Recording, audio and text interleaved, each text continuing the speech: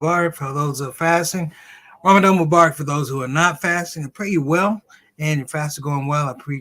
I would pray that you and your family and I want to say the throws and the receipt of rewards for your fasting and goodwill during this very, very blessed month.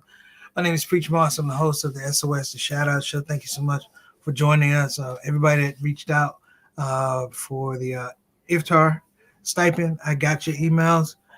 We had some folks at our Altaf. I got you covered. Thank you so much. Bilal, big brother Bilal, I'll make sure you cover. Miss West, I'll make sure you cover too. So listen, today's title is "Will Good Guys and Girls Win?" Basically, there's a nomenclature that says good guys finish last, and by default, good women finish last. I've been going through this thing. I've been revisiting just a lot of what um, I've gone through in my own history. Um, just looking at laws, 1964, Malcolm X did the speech, the ballot of the bullet, the bullet of the ballot of the bullet, and that was 64. Here we are in 2024, getting ready to fight the exact same fight. Okay, and what I mean is,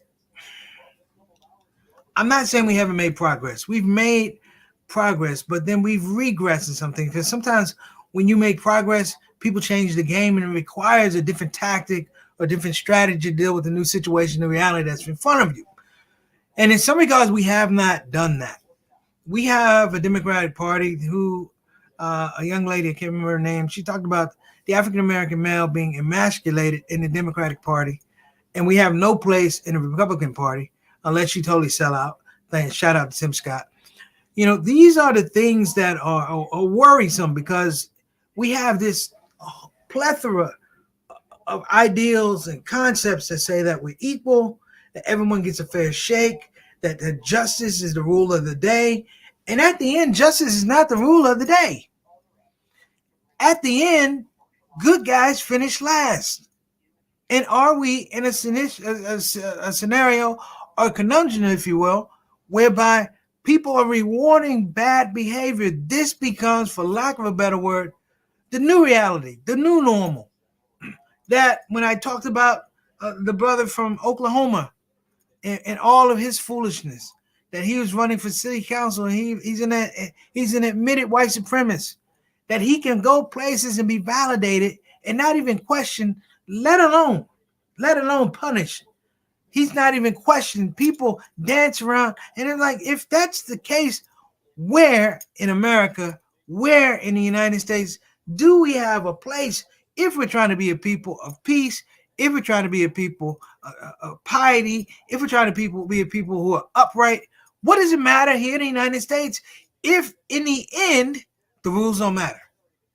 If in the end you're laid out to play the rules, but over here in this game they have no rules. The game over here is basically built on the fact that they think that you're going to play the rules. We can look at the judicial system, and then we're going to talk about that. But you can look at the judicial system. I can be arrested for a crime right here, right then, incarcerated, be held to bond, have to wait out the whole judicial process. Listen to me, have to wait out the whole judicial process to be found innocent, right? But that process may take 9 months. And in that 9 months, your family's gone through it. You've gone through it. You have emotional, psychological, financial devastation. You've gone through all of these things. It takes 9 months. Think of the brothers who have been in prison, who go to prison, and they're finally exonerated. It's taken them 20, 25, 30 years to be exonerated. To be convicted, it took them less than a month or 2 months. For justice to work, it's taken 28 years. I'm saying, what's going on? I'm asking a question, what is wrong? And why are we sitting here taking this? Malcolm was right. Malcolm was right in the bullet or the ballot speech. He was right because he said, listen, these people are not worried about your religion. They're not worried about you being pious unless it's to their advantage. that the real situation, the larger situation, has to do with the game that's being played while you're out of their purview. Where when you bought into a situation or a system, it's solely for the fact that people feel as though you can complement or benefit their agenda, and it benefited to the point where they owe you nothing. They owe you nothing. We live in the United States. The crime of slavery is something we deal with every day. We look at it every day. It's in the history books, to the point that you have people try to erase it from the history books, to lie, to not take accountability, right? And you have a group of people who support this, We're going to talk about that here in the Shout Out Show. Don't you move. I'm Preacher Moss. We're talking about will good guys and girls ever win again? Don't move. Shout Out Show. We'll be right back.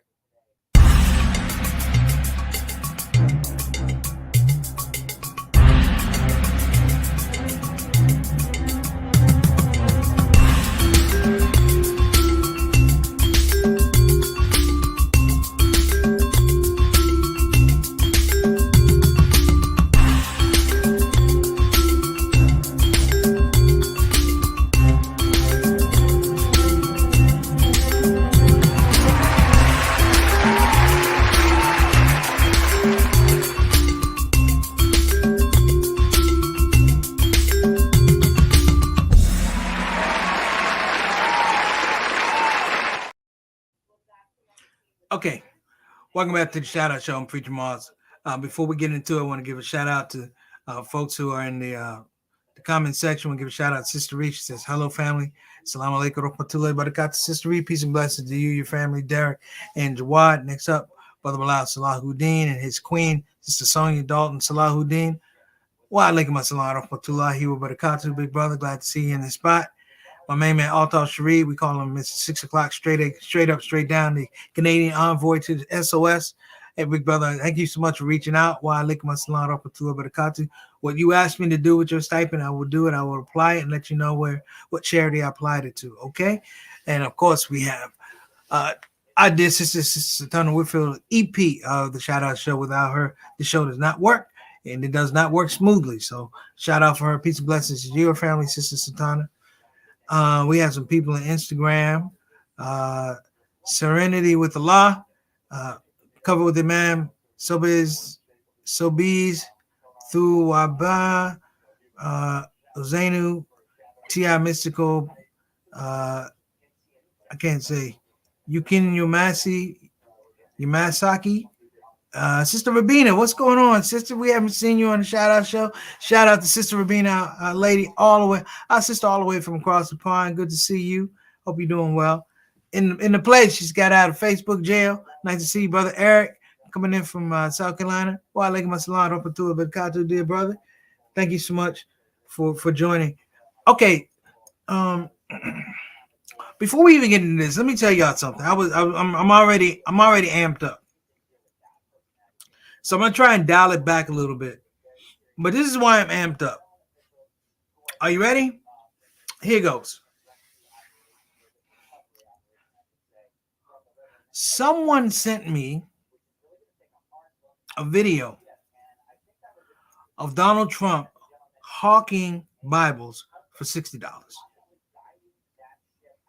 Talking about how religion needs to be in the schools, and how people, and of course, he only mentioned one religion, Christian religion, really Christian evangelicals, the people that will hopefully support him. But hawking Bibles, he's gone from Make America Great Again to Make America Pray Again. Just the idea of make America pray again it's an insult. It's an insult. And the fact that this man, this dirigible of a man, this human life form, if I saw it on the street and it got on my shoe, I just throw the shoes away. If I stepped in it, I throw the shoes away. If I stepped in a pile of Trump, I throw the shoes away. My point is, there's no bottom. There's no bottom for this shame that we're seeing. People don't have a sense of shame. They don't have a reserve button that says, look at yourself. Are you hurting people? and the fact that they will pimp out anything they must pimp out to get what they want, and that it's acceptable. I hate to say this, I rarely ever use this word, but the losers here in the United States find some kind of a plume and holding this man up. That he takes a book, a Bible, a book of God that speaks to compassion, mercy. It speaks to serving God. This is a man who's godless. I told you this years ago. This is a man who thinks if you talk to him, that he's God, that somehow he created mercy, that he created compassion. And if you want mercy and compassion, you got to pay a price. That the entire GOP has laid down for this man. Has laid down for this man. To the point that he cannot win now. He cannot win. He has no policies. He has no planks. He has no constituency that looks like us, that sounds like us, that has reason or logic. And this is who we're stuck with. And as you get into November, the last time he held a Bible, it was upside down, backwards. He didn't know, brothers and sisters. You don't see Donald Trump going to church. I'm not saying he doesn't have a relationship with God. I'm just saying I don't see where it permeates the word of God anywhere. This is a man holding a Bible who April 15th will have to atone for hush money, for sleeping with a porn star and paying for it and lying about it. Listen, this is a guy who counts on the system being the system. And what he counts on is, I'm not a part of that system. Over and over. And this is important because we have children, we have youth, we have kids in school. The example, brothers and sisters, becomes more and more not a cautionary tale of don't do these things because you won't be successful. It says do these things, the things you're not supposed to do to be successful. That the whole quotient of fairness is out the window now. That the whole ideology of working hard, having a work ethic, being fair, being honest in competition, being honest in how you go out and come up with concepts is out the window. That big money now has replaced big ideas. Big money has replaced big aspirations. Big money has replaced big truth. You know the problem here in the United States, and I was listening to Malcolm's speech. The problem is that, he talked about black nationalism. Now, black folk need to start looking at black nationalism, and black Muslims need to start looking at black nationalism. Let me explain. You see, black nationalism was this whole idea that, the policies and economic policies and financial policies need to be controlled by the black community because that's who it affects. And when the powers that be couldn't just walk in with a white face and new laws and change things for black folk, they did the next best thing. They found other black folk that they could compromise and send them in to do the exact same thing. These handkerchief head Uncle Toms, as Malcolm used to call them. The same thing happened with the African American Muslim community. That when the nation was out there and it was successful and it had a foothold, it had a pathway, if you will, that someone said no, and they came to the nation didn't listen to them. They didn't listen to them until they had black faces. And the black faces were the ones who made it legitimate to say that your Akita is no good. And it wasn't honest because you looked at what the power of the religion without the Akita. Like we didn't look at the power of this religion in this form, in this context, and looked at how broad it was in its impact at this level because we're trying to be part of a broader thing. This election season, however it goes, should be a cautionary tale about politics for the African American and other people of color, but particularly African American. And the cautionary tale is, if you're in a game that's not set up for you to win, and the rules are in total juxtaposition for you to win or be able to compete fairly, why do we keep playing that game? Why do we keep playing that game? Is it because we believe that the game will somehow turn our way if people just tweak it here, tweak it there. But if it's fundamentally rotten, why are we trying to eat it? Why are we trying to ingest it into our communities? My question, will good girls and good guys win again, is really the question is I'm addressing. Good guys finish last. Is it the truth that good guys and good girls will continue to finish last? That this environment, as presently constructed, is not set up for righteousness. It's not set up for fair play, fair competition, equity, equality. It's not set up for those things. You know, we are in a situation now where we talk about Gaza, right? Well, guess what?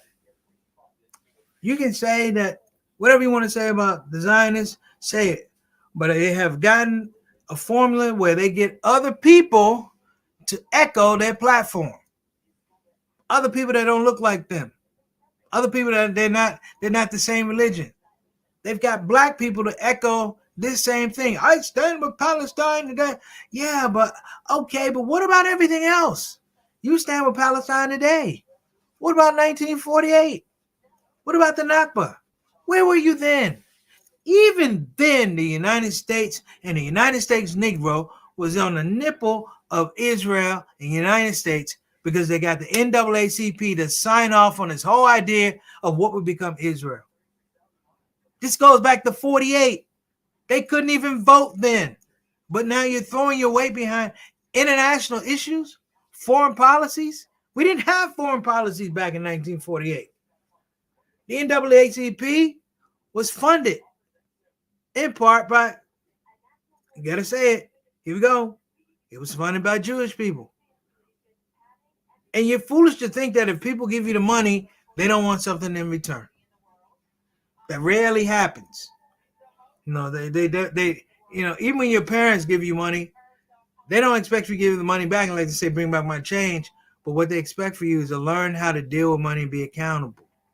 So in this iteration, if you will, my problem is, why are we not talking about it? Where's the new nationalism? The new nationalism, the religious ethos of nationalism that says that, listen, fair pay, fair play, equality, compassion, mercy. Everybody should be afforded these things, not the very rich, and it shouldn't be denied to the very poor. Over and over again. And I say this with the utmost respect. Listen, being trusting these days, being compassionate, being merciful these days can get you freaking killed. It can get you killed. I saw a video of a food drop in Gaza. Food. Here is the food. People flock to the food and people get shot trying to get food. And then the explanation is, well, Hamas was coming to get the food. Now, you can't tell who was coming to get the food. Hunger doesn't have a religion or political agenda. This place is decimated. And the whole idea is, we're supposed to understand or be indoctrinated. They don't care. I told people last year, years ago, I think it was I can't remember the name of the show, white supremacist psychopaths in dollar stores. And I talked about the fact that these people don't want understanding. These people only want opportunity to continue doing what they're doing. All praises be to Allah. There's a massive shutdown of dollar stores now. They're going out of business. And the reason they're going out of business is because these things are unethical. That you're taking advantage of people who are relegated to food deserts. You're overpricing them. You couldn't get them at the main store, but you're definitely going to get them here. So I couldn't break you here, but I'm going to break you here. And the product is lousy. I bought a Reese cup at a dollar store. Do you know how ridiculous it looks taking your Reese cup in for a dollar store to the dollar store for a refund? Because the Reese cup is rotten. How do you get a stale Reese cup? I mean, damn. And then the person looked at me like, are you bringing your Reese cup? I'm bringing my Reese cup in. Because they expected me to take it. All the sodas are flat. Don't get the tea. You ever get pine sol that don't have a smell? You didn't go to the dollar store. You'll love it. So as we kind of move forward, because I'm not going to be talking too much, I really want to get down to the main idea. How do we stop good folks from finishing last? Now, there's two thoughts here.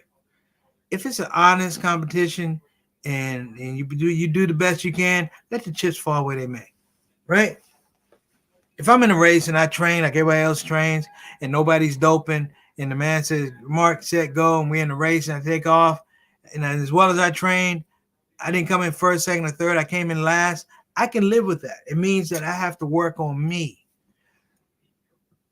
But in society right now, as I said, it's currently constructed, you lose before you even train.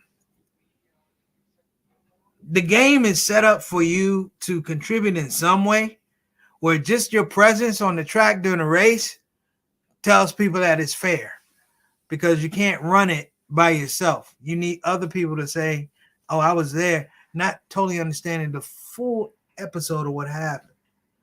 You know, and we got to the point we stopped asking questions. You know, comedy has become increasingly harder for me because when I get on stages now, I see audience, all they want to do is laugh. Nobody wants to think. You can tell, you know, some fart jokes. You can tell some inappropriate sexual jokes, innuendo, and there's no creativity. You know, and I realize this, you know, about myself, and maybe this is why Allah Made Me Funny isn't together anymore. You know, when we started Allah Made Me Funny, Imam Wardi Muhammad said some things to me, and it took me a while to figure it out. And I figured it out because I heard a quote from an interview with Mother Teresa. And I'm gonna reiterate this. Mother Teresa, when she was asked, you know, they asked her, hey, you know, they said, how are you so successful? And she said, God doesn't call me to be successful. God calls me to be faithful. God doesn't call me to be successful. God calls me to be faithful. We're Muslims. God doesn't call us to be successful. He gives us success, but only if we're faithful. And my point is, you have people who are working under the auspices of this construct to be faithful and to serve, and rightfully so.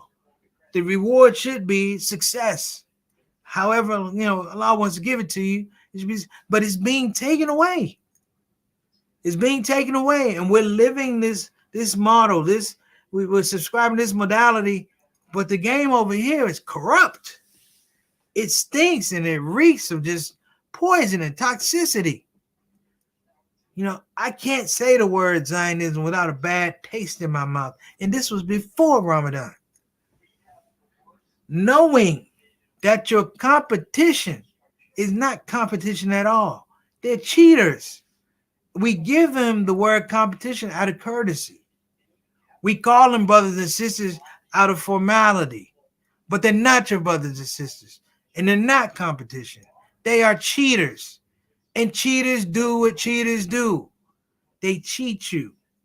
And so for our children that are coming up, and we have to sit here and let them watch TV, and they see all of this destruction. What it says is, good guys finish last.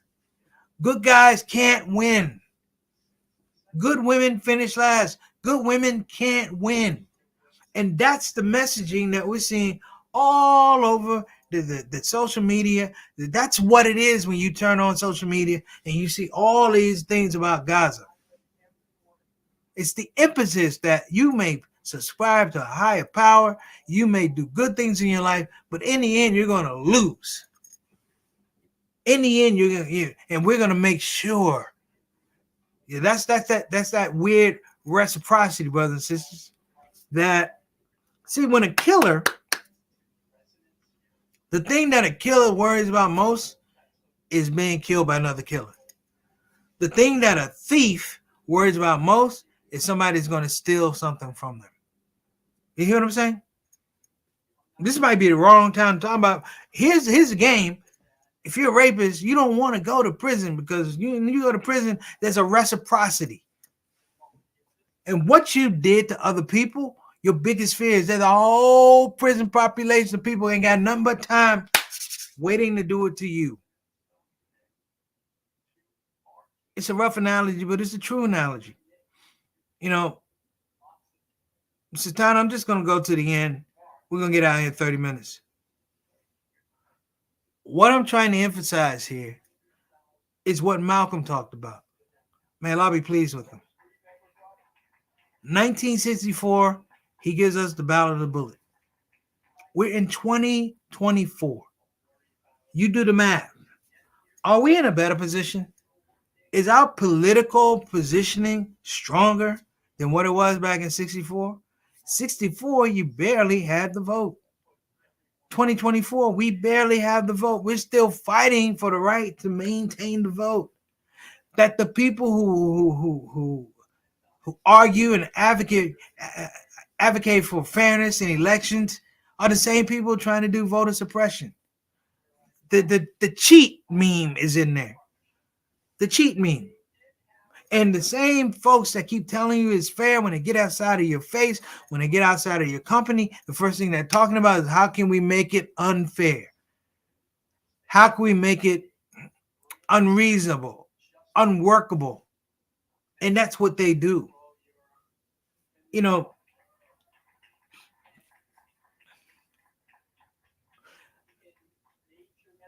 I'm just composing my thought here. You know, when Malcolm X was assassinated, and there's a lot of theories about who did it and all of that. He was right. You know, a white person couldn't walk into the Autobahn and do that. That they have to poison the mind of who they see as less than other anyway. That to put it out that we would cheapen ourselves, a little fame, a little money, a little whatever, that we would cheapen ourselves in our experience, that we can, you know, we could take that whole corrupt spirit and do things with it. You know, I don't know if you ever get a chance to sit down with a drug dealer before, like somebody who deals drugs, and talk to them about the effects of their actions in the community. And what you'll get is, you know, a whole lot of hyperbole about, you know, I'm out here trying to make a living. What it boils down to is, if I don't exploit this situation, someone else will come along and exploit it. That I have to be the first in the marketplace with this toxicity. Otherwise, and think about that. That somebody believes that there's somebody behind them in competition willing to do the same thing, if not more, to be in that position. You know, the drug game is not an accident. They've built this time clock, this sense of urgency to make sure that if you don't do it, someone else will do it. In politics, we now have black politicians who sold themselves to the devil. We got white politicians who sold themselves to the devil, but we know that, and we give them space, we give them pause. But we have people who look like us. They look like us, but they sound like them. They look like us, but they do like them. They look like us, but they believe like them. What is the point, brothers and sisters?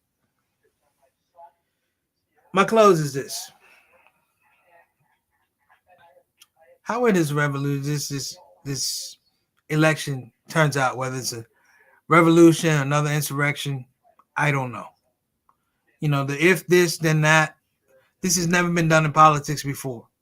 You know, if I'm not elected, there'll be blood in the streets. There's no other politician who's ever said that.